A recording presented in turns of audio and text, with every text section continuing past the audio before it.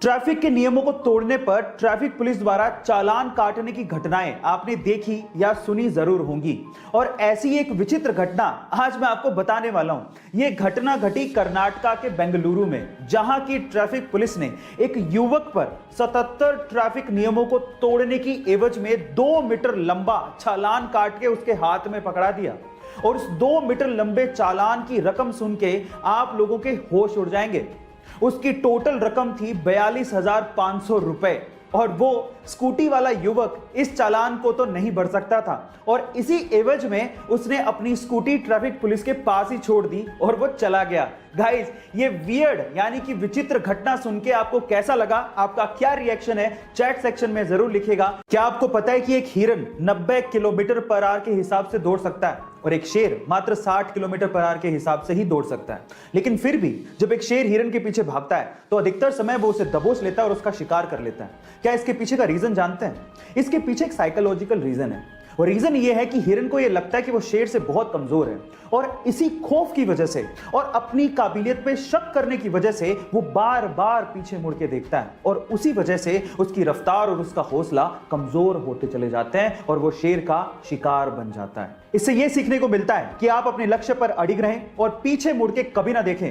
कोई आप पे यकीन करे ना करे, आपको अपने आप पे यकीन जरूर होना चाहिए। आपको ये सुन के कैसा लगा? चैट सेक्शन पे जरूर लिखेगा।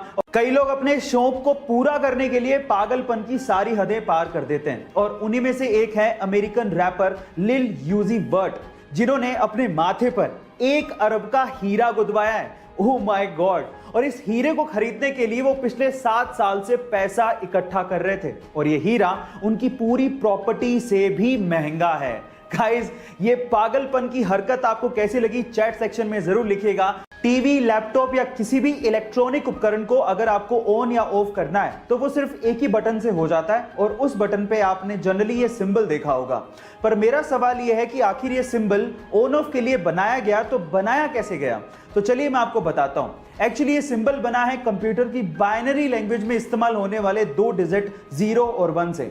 आपकी जानकारी के लिए मैं आपको बता दूं कि कंप्यूटर लैंग्वेज में 0 का मतलब ऑफ होता है और 1 का मतलब ऑन होता है और उन्हीं दोनों डिजिट को मिक्स करके ये सिंबल बनाया गया है। गाइस, आपको ये नॉलेजेबल वीडियो कैसी लगी? चैट सेक्शन में जरूर लिखिएगा। हमारे आसपास रोजमर्रा की ऐसी बहुत सी चीजें जो कि काम किसी और तरीके से करती हैं लेकिन हमें लगता कुछ और ही है। जैसे कि अगर आप आजकल किसी शॉप पे सामान लेने जाएं तो बिलिंग काउंटर पे एक स्कैनर होता है जो कि आइटम के पीछे बार कोड को स्कैन करता है और हमें ऐसा लगता है कि वो स्कैनर ब्लैक लाइंस को स्कैन कर रहा है, लेकिन ऐसा नहीं होता। एक्चुअली वो स्कैनर व्हाइट लाइंस को स्कैन करता है, जो कि बहुत लोगों को नहीं पता होता।